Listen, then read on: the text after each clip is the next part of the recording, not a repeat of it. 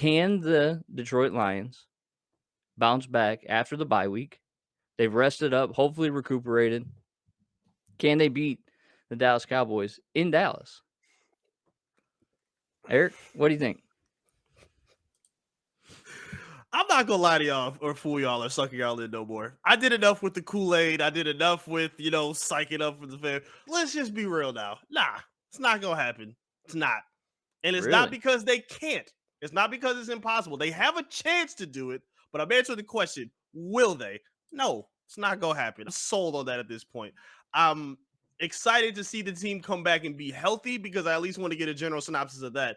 But the way that this team is losing is being confirmed every week, and it's not a talent issue. That's not a talent issue that has driven the Lions to this point.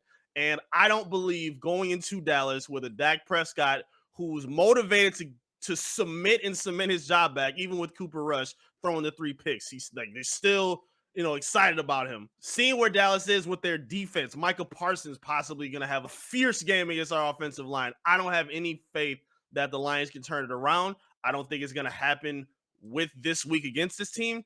And I think this is going to be the trend at this point. If there was any time for them to build and establish momentum, it was to start the season. The schedule doesn't get easier from this point. No, Like, it does only not. gets harder. So I have no faith that this is going to be a turnaround game for this team at all. It could. I'm going to go with it could, Eric. Sure. And look, Dak Prescott's most likely going to be back, okay? Mm-hmm. Which may actually hinder the Cowboys if we're being honest. All right, this is the Cooper Rush bandwagon. Here it is. No, listen. I went back and I watched the Cowboys games. I went back and watched them, and I am more fearful of Cooper Rush throwing the ball than Dak Prescott. Now, Dak adds an added element in the fact that he has the legs and that he commands the offense and he's a very good leader. So I'm not saying he's the better overall quarterback, but Cooper Rush can toss the ball a little bit, and that's how they won a lot of these games. I mean, the Cincinnati game, he was throwing the ball. Noah Brown was huge for them in the Cincinnati game, specifically, right?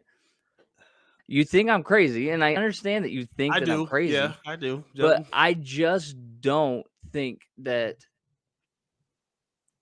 Dak being in the game is going to be much different than Cooper Rush being in the game, in my opinion. Now, do I think that that's going to mean that the Lions can beat the Cowboys in Dallas? I don't know.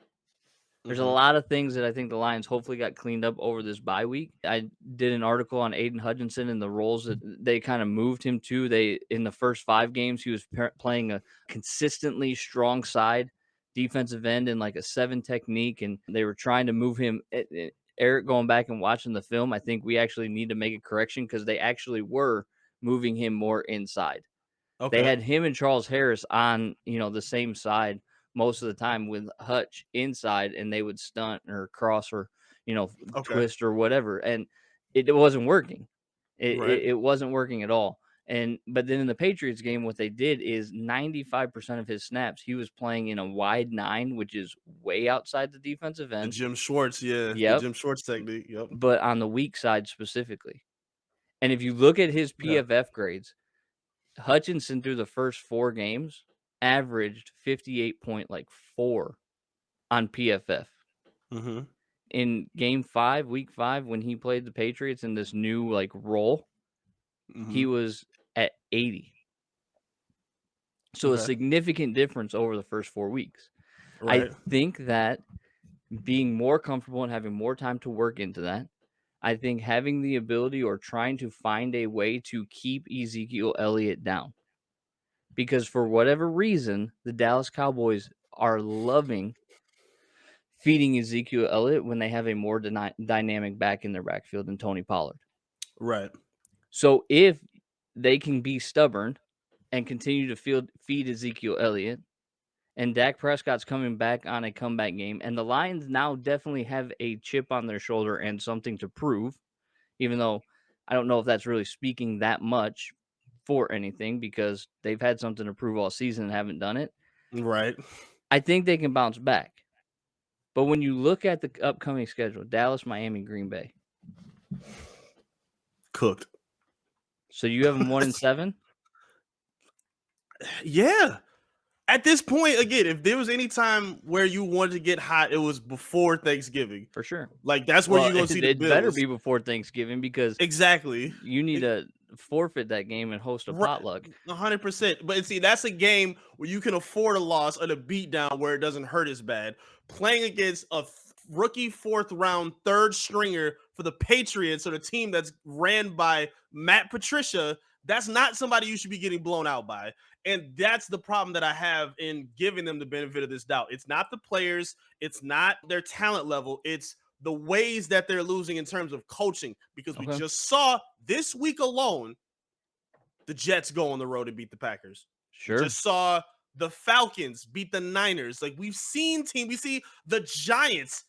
If you look at roster to roster, the Lions are more talented than the Giants, and they're 5-1 right now. Yeah, absolutely they are. Yes, it's on off. You Okay, really on believe they have a better offense, offense? yeah. And We have D'Lo, not complained about the Lions' offense, though.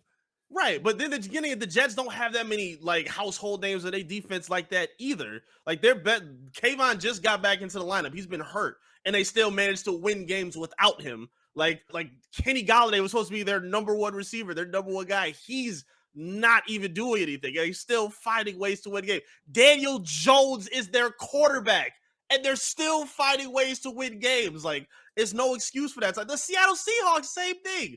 Like it's just nuts how they've been able to blow these kind of games. So I have no faith in them doing the turnaround and turn what they can do. So Dre brings up the point that everybody wants to make, right? What if it's not the coaching but the ownership? Like Dre, Dre, that's we know that it's the ownership. It's yeah. always been. And I will say that I think that Sheila is a little bit different than previous owners and ownership. But Eric, if what you're saying is true, okay, and we're going to take this to its logical conclusion. Okay. If the New York Giants are less talented than the Detroit Lions, but they are 5-1, you are 1-4. Mm-hmm. They just beat the Baltimore Ravens, who we both thought were a good team. Yep. If that's the case, and newsflash, here's stat of the day for you. Brian Dable has more wins than Dan Campbell does. If that's the case, and if that's what we really believe, then when do you fire Dan Campbell? Because to me, that's a coaching issue. I agree. And again, I'm still of the mindset where this season, unless he just keeps doing the same issues, like if he keeps finding ways to go forward in like terrible spots, like then yeah, you might want to think about doing it before the end of the season. I don't think it's going to happen. I'm gonna give him the benefit of the doubt that he'll be smart enough to not repeat the same mistakes. Then again, I might just be too nice because I don't really see a reason for him to have that. There's nothing that we've seen outside of the motivational speeches and the rah-rahness of him and the coaching staff around him that gives the implication that okay, he knows how to get this team home in a fourth quarter that's tight. He knows how to ice a game when the clock needs to wind down. We haven't seen that from him at all. But teams like we just talked about, the Giants, they also just beat the Packers on the road a couple weeks ago, if I'm not mistaken. Like they've had games that are not just questionable. Like we'll see what the Commanders look like at the end of the season. We'll see if that was a good win or not. But as of right now, they don't have anything credible to really look at. And I don't have much faith that he'll survive this 6 year. They gave him a 6-year deal for Dan Campbell, right? Like I don't think he's going to be able to withstand that if these kind of mistakes keep happening. And if only it were so easy, Dre. If only it were so easy. The If reality only. is the Fords are not going anywhere until the Fords decide to go somewhere. Dre, real quick, Dre brings up a good point though, because one person that we don't talk about in terms of the blame pie is Brad Holm. Do you think now is the time to turn some attention to him? Because what did they do during the free agency? Outside of Well, DJ Shark. sure, but the only contention that I would bring up to that, Eric, and the only problem that I have with that line of thinking, who was hired first? Right. That's fair. Dan Campbell was hired That's first, fair. Yep. right? Mm-hmm. And so if Dan Campbell's hired first, even though Brad and him seem to get along very well, Mm-hmm. is that who Brad would have chosen? I don't know. When you look at Brian Dable from the New York Giants, and there was a brilliant article that was written on Detroit Sports Nation by our good friend Dylan saying that the New York rebuilds are what Detroit wishes it was Mm-hmm. because they are.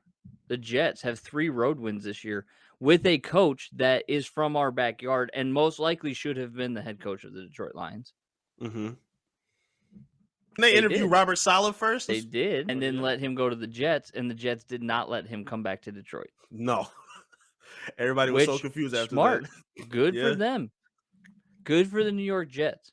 So, when I think about the Detroit Lions and where they're at, if you want to remove the bad taste that's in your mouth from the last, 5 weeks, okay? 6 Yeah. with the bye week, but it's really 5 weeks because they played 5 games. You have to find a way to beat 2 out of these next 3 teams. And you have to be 3-6 after 9. You have to find a way to beat Dallas, which I don't think Dallas is unbeatable. I think you Right. can go in there and win. You had to find a way to beat Miami with a potential of Tua being back Mm-hmm. and Tyreek Hill, who's on pace to break Calvin Johnson's single season receiving record. Going crazy over there. Yeah, I traded him. That was a bad idea. But then you got to play Green Bay. And of the 3 teams that we just mentioned, the most susceptible is Green Bay. Green Bay, honestly, yeah. So you got to find a way, if you're the Detroit Lions, to find that GRIT word that we hate to say in here anymore. You got to find a way to dig down and get a win over the next, 2. You got to win 2 out of the next 3 for there to even be, I would say, even an opportunity for this season to be considered a success, right? Yep. Just because it is brutal. It's been completely brutal. What do you think they do over the next 3 games? You really think they're going to lose the next 3? I truly don't. I don't think it's off the table. I don't think they're the same team on the road, especially offensively. Like we've shown that they've shown the ability to struggle, especially even protecting Jared Goff. And they're facing some good defenses too. Like Dallas has a great pass rush. Miami has a pretty fierce pass rush, and Green Bay also covers the field in their secondary as well as getting to the quarterback. So 0-3 is not off the table, man. Even if you look past that, I mean, we both have suspicions and fears about what's going to happen against Chicago. We think that'll be Justin Fields coming out Mitch Trubisky party against this team.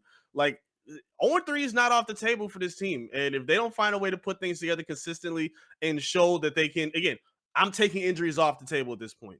It's Sure. not injuries, it's not talent that's killing this team. It's their own horrendous game planning and their inability to adjust on the fly. And considering we haven't seen anything to really give us any hope with that, I can't give them any benefit of the doubt. I think 0-3 is absolutely on the table for this team, and I think it's going to happen, honestly. I hope you're wrong. I'm going to be honest with Me you. too. I hope Me you're wrong too. because there's nothing worse than another bad football season.